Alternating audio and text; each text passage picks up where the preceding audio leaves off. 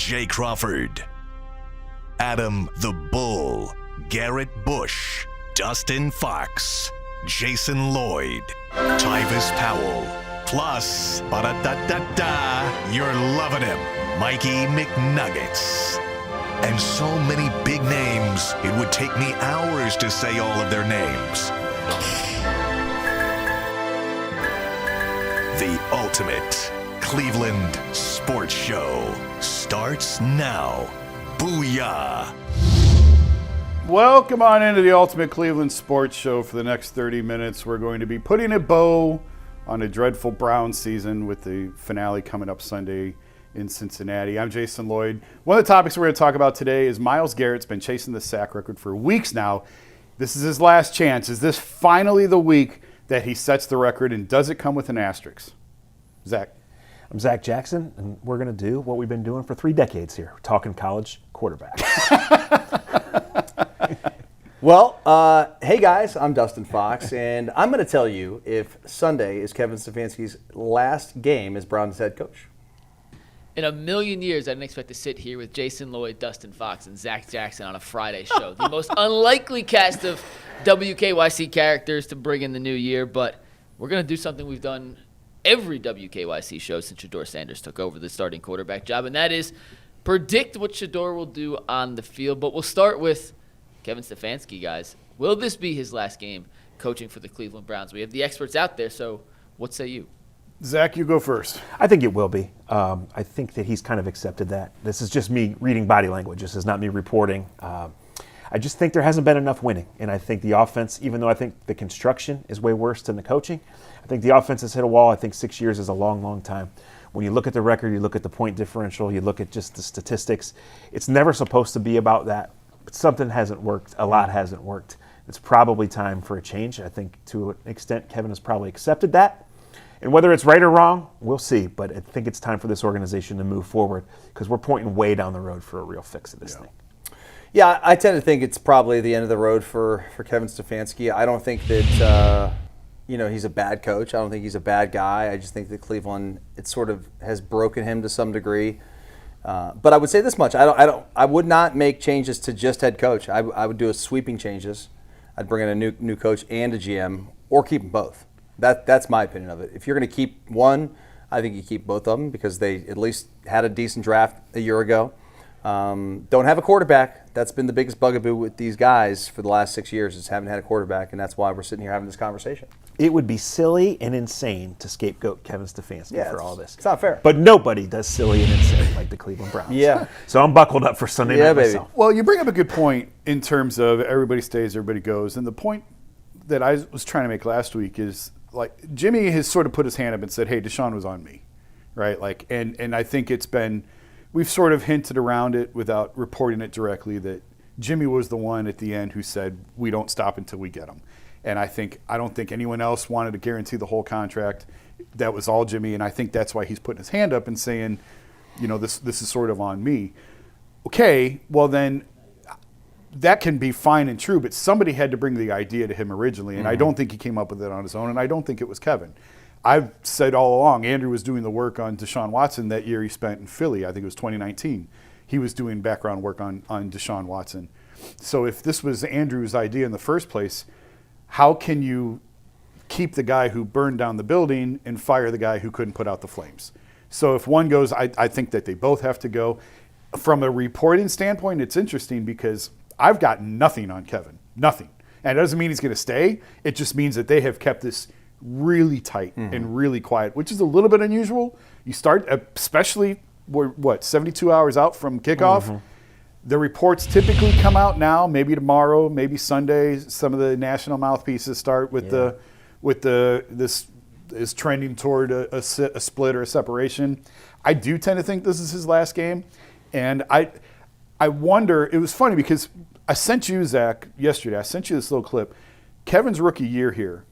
I talked to some of his college teammates and just do like an oral history on like who is Kevin, who is this guy. And they all said sort of the same thing as like, listen, when you're a college freshman living together, or not even a freshman, 7 college football players were living together in this house, and it got nuts. And he said Kevin was always the one that was like, okay, I'm out. I'm not dealing with this. You guys are acting like idiots. This is nonsense. This is nonsense. And he would always leave. And he was like the guy that was not going to be caught with all the idiots. Yeah. Well, we have gotten to the nonsense stage, and that's always been, is it a perfect comparison? No, it's not. But it's always been stuck in the back of my head is here's his best friends from college telling me every time things would get weird, he was like, okay, I'm out. And it's sort of like I won't be surprised at all if word comes out down the road that Kevin had had enough and Kevin wanted out just as much as maybe the Browns wanted to move on. When you become the head coach of the Cleveland Browns, you get one fire hose. You get one fire hat. You get one jacket. And there are 9 fires. On a good day, there's only 4. In some years and some weeks, there's 13. Sure. He fought a lot of fires. He did. He fought a good fight. He's not the world's best firefighter. He's not the world's best football coach. He's probably tired. The offensive results are what they are. Yeah. He does not deserve, nor does he shoulder all the blame. It does not matter. I think it's time for this organization to make a change, sweeping change. Put those fires out. Save at least 3 months until we get into the next one, right? Yeah. It doesn't always happen here. It hasn't always happened here. 6 years is a long, long time, not just for Kevin Frazier, for anybody in this league. If you're not winning at a high, high level, 6 years is a long, long time. This thing crashed out. Deshaun Watson is the biggest reason for that, but this thing has crashed. It's time for the Browns to point forward. 3-4 years, right? About the average length for an NFL head coach? About 3 years. 6 years, like shorter. 60. Yeah, it feels like he's been here for 10. Yeah.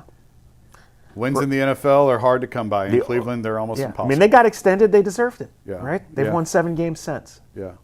Reality. Yeah. All right, guys. Shedeur Sanders making his 7th start of the season. It is the most of any of the conga line of Browns quarterbacks this season. What do you expect to see from him on Sunday, and what does he have to do to have success against the Bengals? And I'll add even another one. How much of an impact will this game have on the decision the Browns make going forward with the quarterback spot? It shouldn't have any impact on what they decide to do at the quarterback position. However, we all know that it will. Yeah. Because that's the organization. I mean, this could be a game where, and I really think from like a standpoint of like if he plays well, they're gonna probably go into the offseason feeling like they got something in this guy. If he plays extremely bad, then I mean it could be this exact same thing. I don't know. I've seen nothing from Shedeur that says he's the guy. Yeah. I've seen nothing from him that says he definitely can't be the guy. I mean, there's a lot of gray area. Definitely want to see more. 7 games is not enough of a sample size. We just talked about how Stefanski had 6 years, about 100-plus games. Yeah. Okay, this guy's had 7. And he needs to have some more time. And he'll have more time next year, assuming, we don't know exactly what's going to happen with the quarterbacks coming out in the draft, but I don't see a surefire guy, and the Browns won't have the number 1 overall pick. There are clearly some things to like when it relates to Shedeur Sanders' chance to be an NFL quarterback and the things that he's done here to give both all the way back to the summer and in his games to make you think, hey, there's something here. But Chicago a few weeks ago was a bad situation, and this is equally as bad on Sunday. Harold Fannon's probably not going to play unless he's a miracle healer. The Bengals' defense has been playing better. The Bengals are playing their guys because they're excited. The Browns just won their Super Bowl last week. Shedeur's in a bad spot. The numbers without Harold Fannin involved in the offense match the eye tests. It's been awful. Yeah. For Shedeur, the good things he's done, he's thrown too many interceptions, and whether it's his fault or not, he's holding the ball too long. Yep. Guys aren't going to be open. It's going to be a nightmare. The Browns are going to get blown out. Shedeur's not going to play well. What does that mean for his future? I don't think it's any different. We're going to see who's making that decision. We're going to see what they think about Shedeur. We're going to see what the options are. We're going to see what their vision for building a competent offense is. Everything's a low bar here, which I think Shedeur has a chance to be better than a low bar quarterback, but he's not right now, and that's okay. He's 6 games in. Sunday's not going to be very good yet. When you talk about what do you want to see out of him, what does he have to do better, and we talked a little bit about it on the YouTube show that I did some deep digging this week on his advanced numbers are so bad. Why are they so bad? And we'll get into it more next week. But what do I want to see out of him Sunday? Well, number one, you mentioned how long he holds the ball. He holds the ball longer than any quarterback in the NFL. That doesn't necessarily mean, like there are some guys who hold the ball who are good quarterbacks. Mm-hmm. It doesn't necessarily mean that it's a recipe for disaster, but you would like to see him make quicker decisions and get rid of the ball a little bit earlier. I thought he did a great job the Buffalo game. He did a nice job of getting rid of the ball quickly. Part of that was the way the Bills defended. They had too high safety look. You got to get the ball out, and it was a lot of quick throws. But one thing that he has done a lot this year is early interceptions on first and second down, sacks on third and fourth down. Obviously, you don't want to turn the ball over early downs when you don't need to force things as much. third and fourth down, you got to make a play. You got to get rid of the ball. You can't take sacks there. So those need to be flipped a little bit. And then one of the other things is just more meaningful passing yards. And we'll get into that a little bit more next week. But the success rate is very low for him with this team this year. And some of that has to do with the weapons around him, sure, of course. But make quicker decisions with the ball. Don't turn it over on early downs. Don't take sacks on late downs. If he can do that, that to me is a step in the right direction. If Fannin's not out there, then it's be Judy. The Bengals are good at corner. Yeah. They're going to know it's coming there. Judy's not been reliable.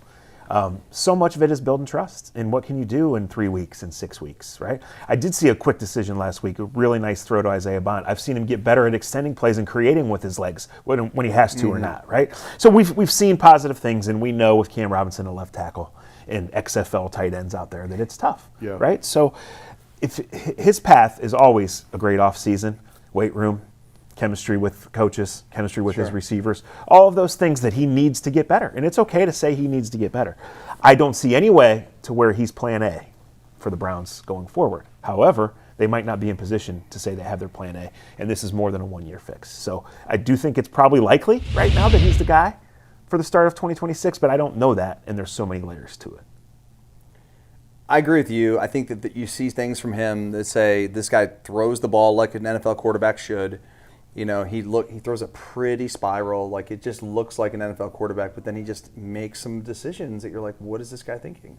And then you're like, well, he's a rookie. So you get that, but also you got to understand that he's a fifth-round pick. He shouldn't have been a fifth-round pick. Should have been probably a third-round pick. But I don't know. I think he should be in the mix. I think he should compete for the job next year. I think the Browns should have some competition, whether it be a draft pick or a veteran. But I don't think you go into next year saying that's the guy for all 17 games. There's no way. And here's the problem that I think you run into.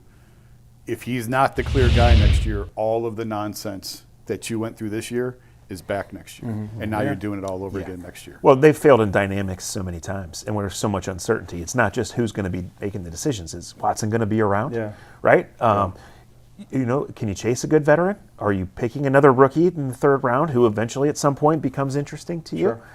You know, how are you even structuring the offseason and who's doing it? We don't know. We know this year was an unprecedented schedule starting at rookie minicamp because they had an unprecedented situation where they mistakenly acted like it was a true open four-man competition. It's not going to be that again, you wouldn't think. You wouldn't think. But these are the Browns, and we are 70 hours from even knowing less about who the Browns really are and what they want to be than we know right now, and that is saying something. All right, there hasn't been very much to celebrate this year in the Brown season. One of the few highlights has been Myles Garrett pursuit of the sack record. Sunday's his last opportunity to get it. So number one, do you think he gets it? Number two, if it's halftime and he still doesn't have it, how does that change how the Browns proceed with the second half? Do you think they change anything to try and get him the record? And do you think the Bengals sort of approach this differently than how the Steelers approached it last week? He gets it. He will. The Bengals aren't scared of long drop backs and throwing it deep. You know, there is a nightmare scenario where the Browns turn it over early or give up deep plays early, and it's like a 3-touchdown game. And they're running the ball. Yeah. But other than that, I feel confident that he gets it, and I'm not putting any asterisk on it. I'm not interested in diving deep. The guy is a great player. He's a weather-changing force. This was his best year, and it's been his best year in the second half of the season. I know the numbers haven't been there, but the Steelers were willing to sacrifice their season to block him. Every team is willing to sacrifice other guys in other situations to block him. You have to account for him on every single snap, and you have to worry about it. Even if it is 24-0, there's a chance he gets it. But to me, he gets it early.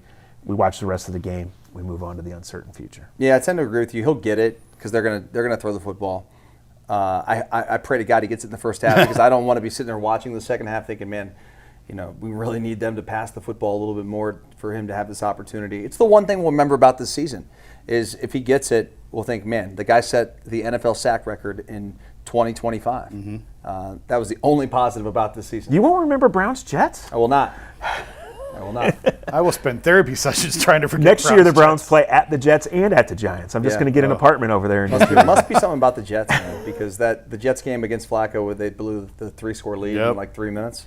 With all the grandkids on the sideline. Oh, yeah. that happens everywhere. Yeah. I don't think Burrow is obsessed with becoming the record that maybe Aaron Rodgers. I don't think Burrow cares. I don't think he cares. No, I don't think he cares. I think Burrow's playing because he cares about his team and he wants to finish strong. And if he gets sacked by Myles Garrett, it's happened 11 So times what? before. Yeah. It'll happen probably 11 more times Probably as long as they stay will, on their yeah. current teams. Yeah, I don't think. I don't know. I do think he gets the record. I do think it comes with an asterisk. I know I'm in the minority on that, or I think people will be. We mentioned on the YouTube show, it's just like Roger Maris setting the home run record in 144 games, and then as these other guys were pursuing it, I do think the extra game matters. I understand he's had less opportunities, but history is not going to care about the amount of chances he had to sack quarterbacks. History is going to care about the number of games that it took. And Right. I just think it's going to be. He better do it again next year or the year after, later on in his career, and do it in 16 if he does set it, because I think that's going to be a talking point. He might. I mean, he's 30, but he's really Not good. slowing down. Yeah, Jim Schwartz knows what he's talking about and hypes up his own players, obviously, but he's not much for hyperbole. And when he says this is the best version of Myles, and I see it every day. I mean, Jim Schwartz sees him more than anyone else. Like, this is the best version of Myles, and the guy's darn near unblockable. Yep. Zach, did you notice that in the game against Pittsburgh, at times he was lining up where a slot cornerback is essentially lining up? Have you ever seen in your entire time covering the NFL a defensive end take that wide of an approach to try and get to Not more than one play at a time, not more than some goofy defense in a certain situation. So that was strange. He's been selfish about it. He wants to get it, and his team wants him to get it too. He thought in that situation that was his best angle. So we'll see what Sunday brings. I tend to agree with Dustin. Like, it's probably going to happen, but Like Jim Schwartz is probably going to call this game so he gets it. Don't you think? He'll to the extent that you can. Yeah. I mean, that's, there's only so many. Like they know where he's Yeah. at. They're not putting. Look, I strongly disguise on believe him. the Browns are probably going to get beaten bad on Yeah. Sunday, but their history against Joe Burrow tells me that I might be wrong. Yeah. And in which case he gets it and he runs it up. Well, hopefully he gets it. We'll wait and see, and hopefully he gets it again next year, the following year, and does it in 16 games, and we don't have to have that debate. When we come back, it's not a Brown season if we can't talk about quarterbacks in the following draft. Fernando Mendoza, Dante Moore, both played in the last couple of days in bowl games. We're going to talk about it and whether or not they would be a fit in Cleveland if the Browns can even get to them when we come back on the Ultimate Cleveland Sports Show.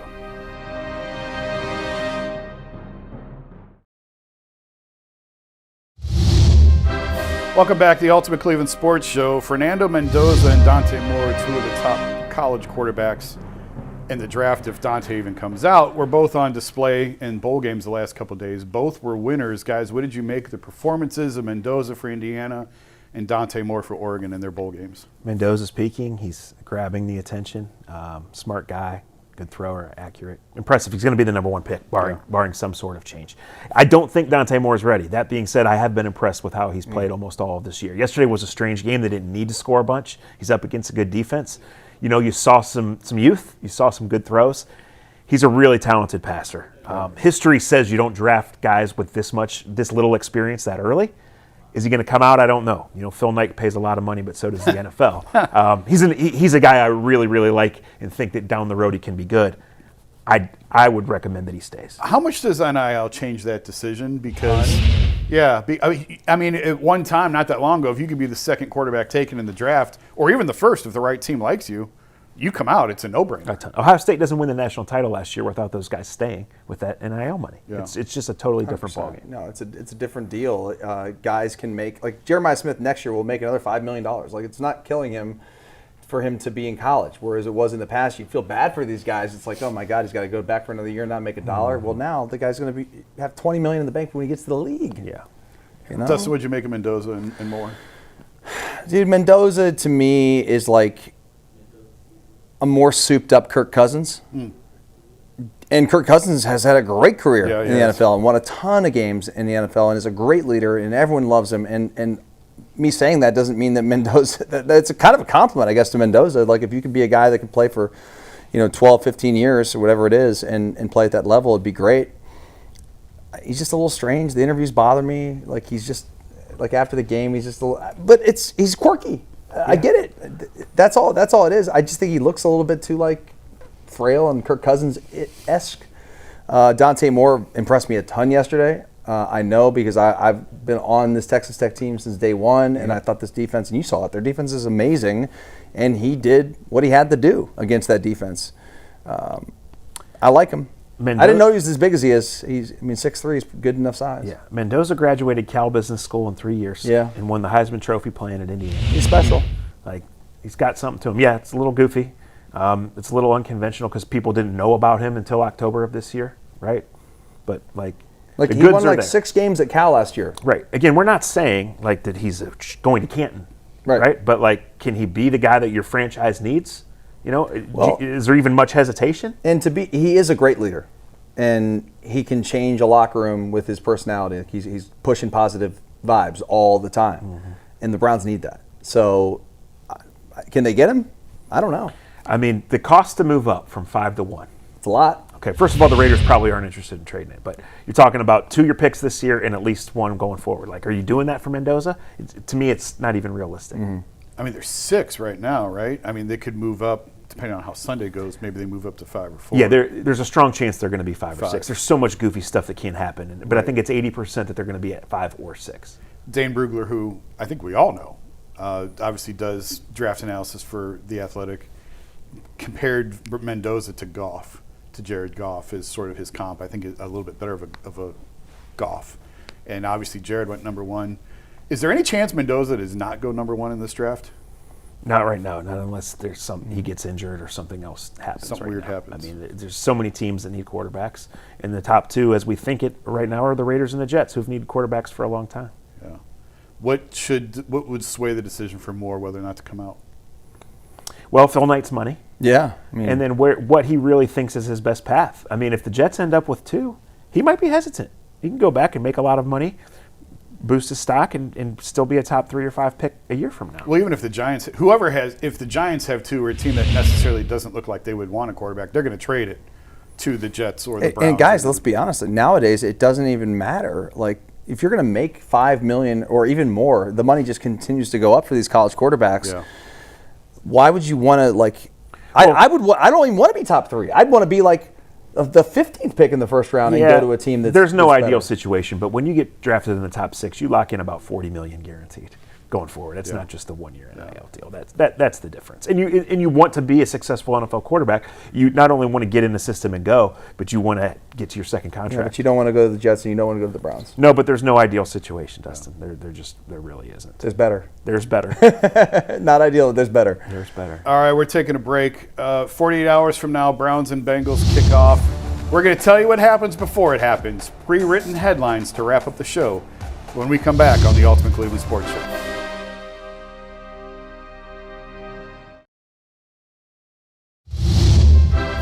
Welcome back to the Ultimate Cleveland Sports Show. It's our favorite segment of the week, pre-written headlines. We tell you what happens before it happens in the Browns game.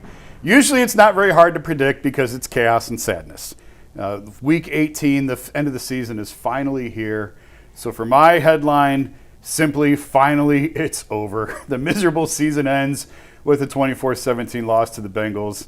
Apparently that's me, Bull and G, throwing the Browns out the door, which can't come soon enough. I think we're all ready for this to be over so that we can start talking draft and whether or not the Browns need to take a quarterback or whether the quarterback's on the roster. It's always a good time. It's the Browns Super Bowl season about to begin with draft season. Dustin. Yeah. Well, how about this for a headline?